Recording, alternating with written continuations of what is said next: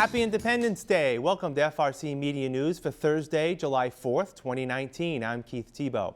Groundbreaking for the permanent replica of the Vietnam Veterans Memorial Wall was held at Bicentennial Park in the city on Tuesday. We'll have details. Also, the city's fire department received a new ladder truck, and the annual summer reading program at the Fall River Public Library is about to begin. We'll have those and other stories in just a few moments, but first, let's bring up the news headlines of the week. We bring in Phil Devitt, the digital news editor at the Herald News. Phil, welcome. Thank you, Keith. Happy 4th of July. Same to you.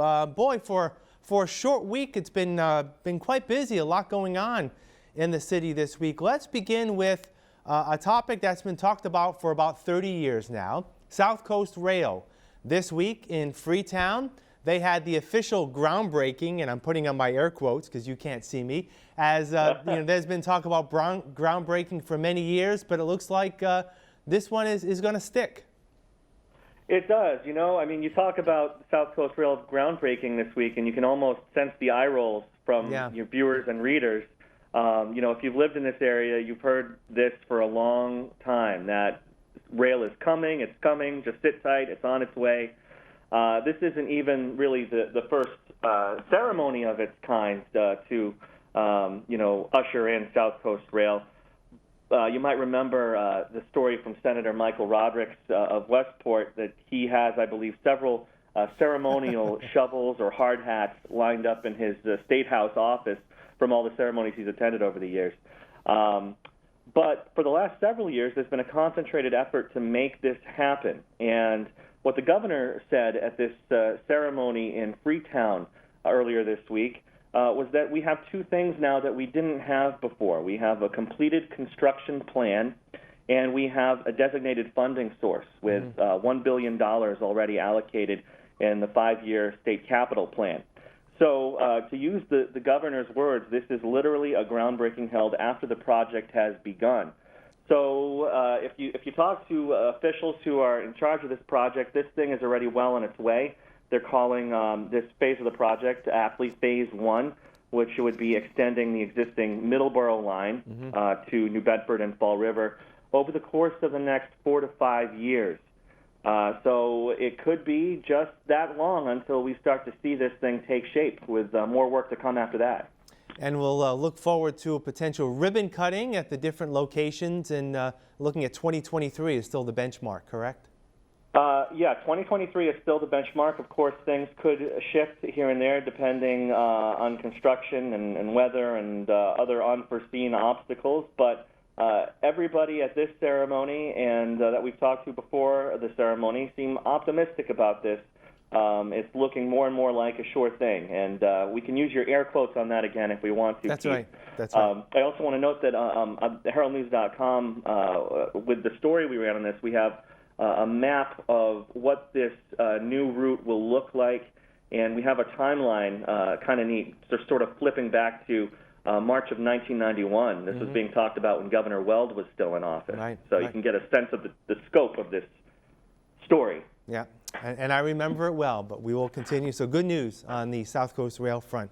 Also some good news, a story we've been following, I guess, almost a year now. It was probably late summer last year when we found out that St. Anne's Church and its shrine was being closed last fall. It closed right after Thanksgiving, I believe it was. Officially, the last Mass was held. There has been a push by some parishioners who are looking to save the shrine and reopen it for the community. And good news this week, actually, on July 4th, the shrine is slated to be open again through an agreement between a citizens group, a preservation group, and the diocese. And it looks like people will be able to worship once again at St. Anne's. Yeah, this is great news for the holiday week, exciting news for the Catholic community in Fall River and beyond, but also for preservationists and lovers of city history. This building is really an historic icon in the city. We'd heard rumblings here in the newsroom for several days that this was happening. And earlier this week, of course, the Fall River Diocese confirmed that the St. Anne's Preservation Society, which was really born of a love and a passion for this church, had successfully worked with the diocese over the last several months to do what it could to preserve this church. The church officially closed, I believe, in November of 2018. Mm-hmm. And, yeah, this group of parishioners came together and said, look, what can we do to realistically preserve this place, in the face of, rising costs, in the face of, dwindling numbers of parishioners. So the building will be leased from the diocese for $1 a year. And the shrine will be open as a sacred space Monday through Friday. Hours to be determined at this point, but it's a 10-year lease. And that 10-year lease gives this group a window, a chance to raise more money to potentially preserve the rest of this church, which has been estimated at about $13 million, the cost to completely rehab this building. Right. So there's hope, again, for the St. Anne's community, but a lot of work to be done, and a lot of sleeves going to be rolled up to make sure that work happens now. Right, but the first step of having an agreement between the diocese and the St. Anne's Preservation Society is now in the books, and the society is now charged with the upkeep of that shrine and helping to raise funds for a hopeful restoration. Speaking of restoration and preservation and reconstruction, Diamond Regional Vocational Technical High School has been given the okay from the Massachusetts School Building Authority Board of Directors to be part of a feasibility study into either building a new school or making renovations to the current facility. So that's good news for Diamond. It is good news for Diamond, and this is a story we've seen play out for a lot of schools, not just in Fall River, but in the surrounding communities in recent years. Of course, we have a new Durfee on the way. We have, in just a town over in Westport, a new Westport Middle High School being built.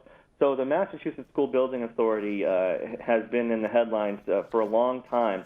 Now what this feasibility study is going to determine is, do we build a new building for Diamond, or do we fund repairs? Mm-hmm. And so we have now 270 days to complete this study after an owner's project manager is selected to sort of oversee the project to make sure it moves forward on time and on budget.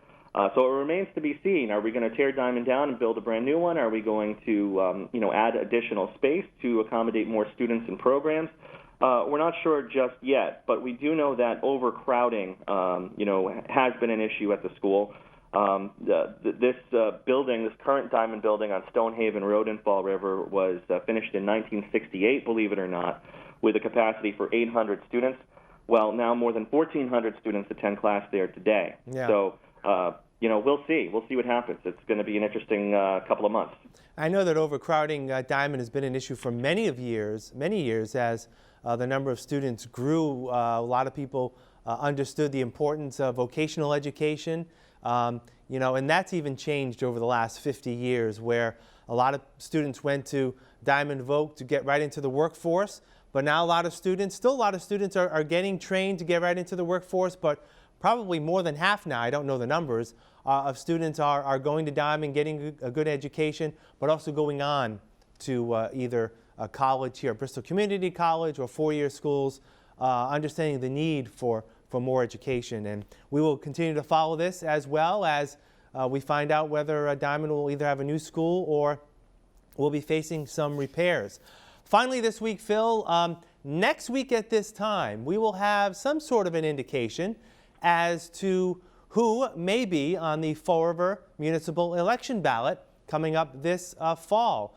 July 10th is the deadline for candidates to take out papers. And if you take them out on July 10th, you have to return them 2 days later on July 12th with either 300 signatures for mayor or 150 signatures for school committee and city council. And speaking of the race for mayor, a third candidate has come forward, someone who we saw back in March for the recall election, Erica Scott Pacheco. She's decided to put her hat back in. Yes, Keith. No sooner did we publish a story last week saying, the deadline's coming up for nomination papers, and it looks like it's probably going to be down to Paul Coogan and incumbent Mayor J.C.L. Correa.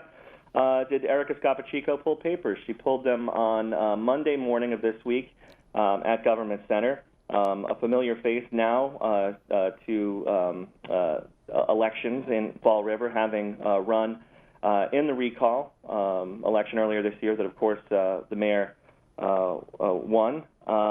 She says she's enthusiastic and ready to go. You know, you wonder sometimes what does a campaign run take out of a person? But Erica says she's enthusiastic. She's feeling energized and ready to go.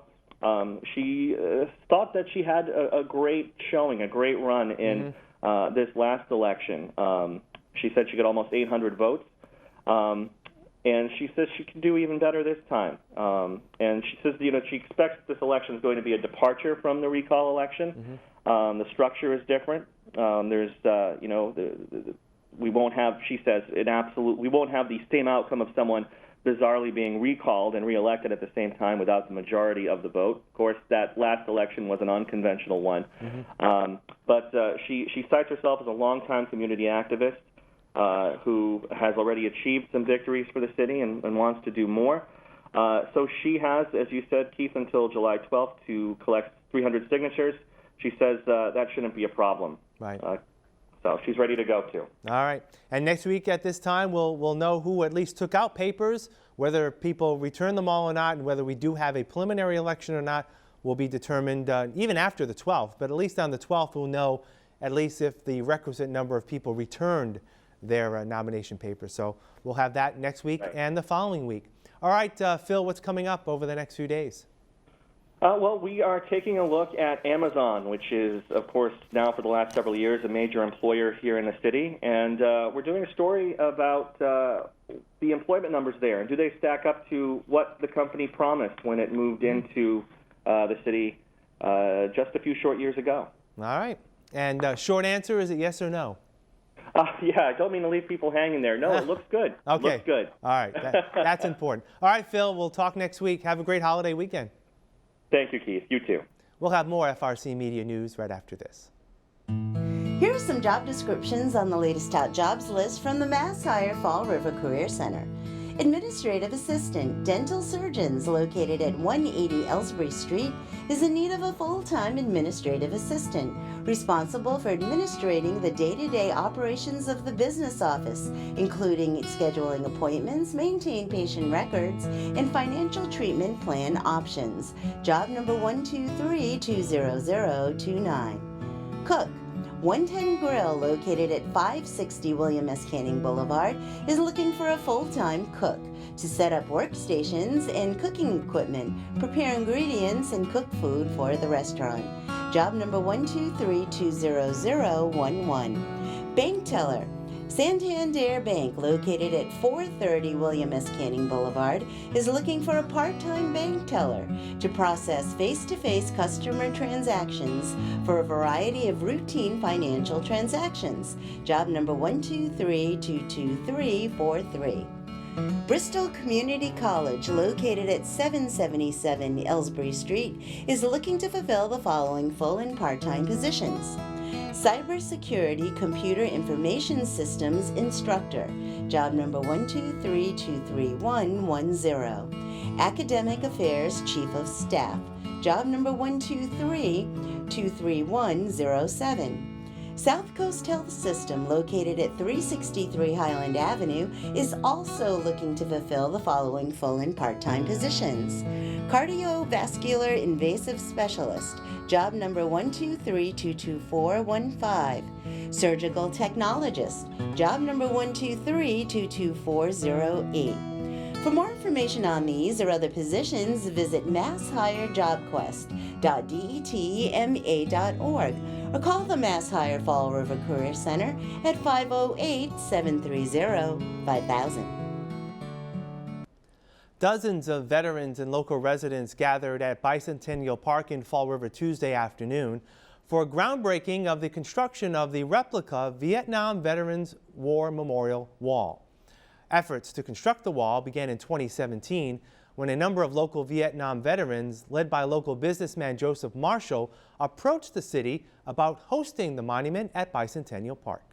We got exclusive rights to an 80% replica of the Vietnam Wall that's located in Washington. And we got these exclusive rights. It's the only one that's going to be here in Massachusetts. It's the only one that's going to be within 50 miles of this location, which encompasses most of Rhode Island. It's going to be 140 panels. It's going to be 360 feet long. And if you haven't had the chance on your way out, check the flags that Bill Damaris put up, which outlines the wall itself. And it's going to be 8 feet high. The intent, and we're getting the panels, we're hoping in September, the intent is to move forward after we get the panels in our possession. So it's going to be here. We're hoping that Bicentennial Park, with all the other monuments that we have here, will be a meeting place for people like you, like us, where we can have events down here, and every time we're here, we're with them. When you came home, you put your medals away, you put them in boxes, you put them in closets, and you just went on with your life. But we came home, and the 58,000 plus on this wall did not come home. And that's important to remember, because we've had our opportunities. We've done the things that we want to do, and they never had that opportunity. I don't ever want to forget that. Governor Charlie Baker was on hand to take part in the groundbreaking ceremony. He used his time to reflect upon the poor treatment Vietnam veterans faced when they returned home from the war, a conflict which was extremely unpopular here at home. Whatever you think about the conflict, appreciate the fact that somebody stood up, put on that uniform, and put themselves in harm's way for the rest of us, so that we could live in a free democracy here in America. What a terrible way to have to learn that lesson. What a terrible way. So I'm going to start, first of all, by apologizing as Governor of the Commonwealth to all the veterans of that Vietnam War who are here for not giving you the welcome home that every single one of you earned. There are a lot of books that have been written and a lot of things that have been said about the war in Vietnam, but the one that captures it best for me was the one in which, and I don't remember the name of the author, he said, the Vietnam War asked everything of a few and nothing of most of the people in America. And to me, that pretty much sums it up. To those who served, we are eternally grateful for your willingness to stand up and suit up and serve your country. And I hope that the lesson that was learned, the terrible lesson that was learned by the way many of you were treated when you came home, is one we never forget. In days like today, and memorials and monuments like this, as the Lieutenant Governor said, is one of the ways in which we make sure we not only never forget your service, but we never forget to separate the warrior and their family and their commitment to this country from whatever we think about the conflict.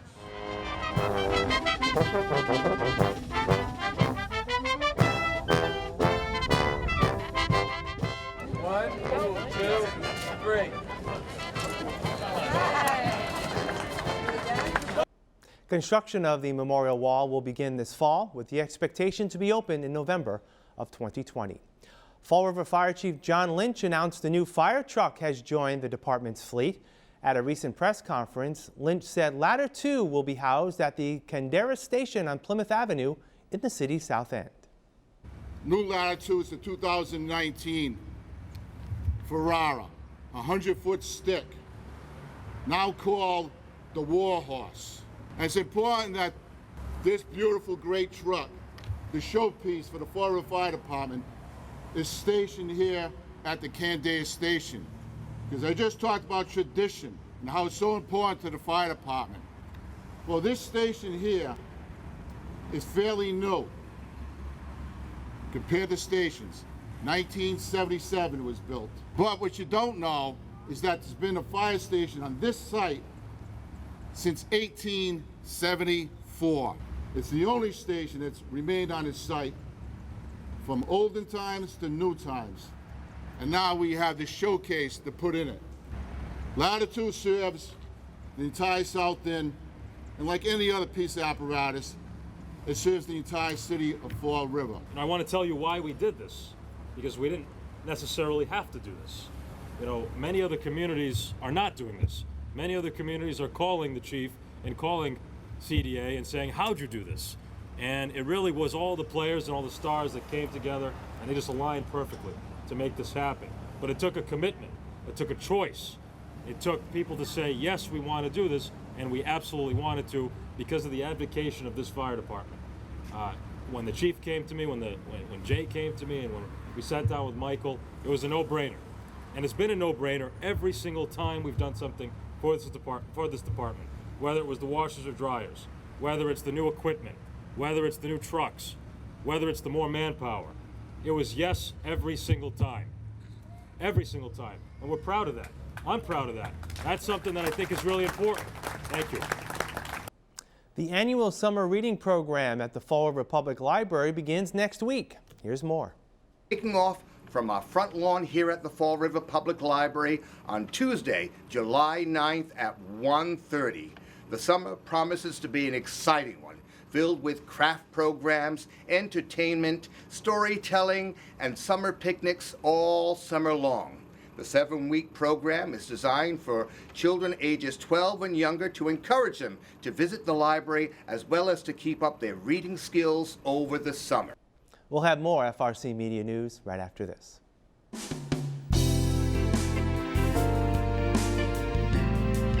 Thank you for considering a homeless pet today. I hope you enjoy what you're about to see, and as always, please feel free to contact the shelter before coming down to make sure that the pets you're viewing are still available for adoption. We can be reached at 508-677-9154. Today we have Nutmeg. Nutmeg here, she's about 5 years old. She's a short hair, as you can see, black and white. And what you can also probably tell is she is very, very sweet. Nutmeg is the kind of cat that just likes to be on your lap. She's what I like to call a shoulder cat. Like if you pick her up, she'll climb right up to your shoulder, just hang up there. She's very happy to be carried and handled, as you can tell. She would do great in a home where you know, she just has basically a lap to lay on and soak up the love. You can just see her right here, just rolling her head into it and loving the scratches. So if you'd like to meet Nutmeg here, come on down to 300 Linwood Street in Fall River, Massachusetts at Forever Paws Animal Shelter. Hi, today we have Pat. He is a 10-year-old Pomeranian. He did come in as a stray. He gets along with other dogs. He would do good with kids of any age. For an older guy though, he is very playful. He's not really so much into toys. He's very, very sweet. He has a lot of life in him too. Oh, he loves belly rubs. He's very happy-go-lucky. Yes, you're a very happy guy.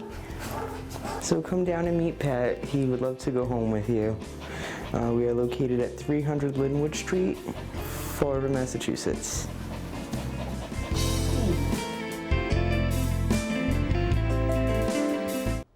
A permanent exhibit is on display at Fall River Heritage State Park over the summer that details the industrial history of the city, as we hear in this report.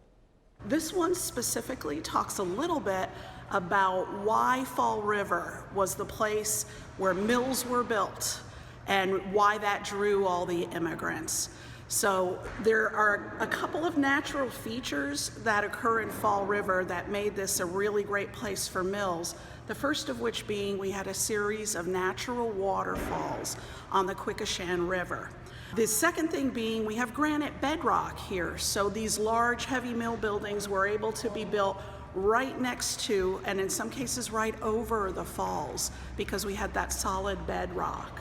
Another really interesting component of Fall River is that we have proximity to salt water and Mount Hope Bay, and that allowed transport of raw materials such as cotton to the mills.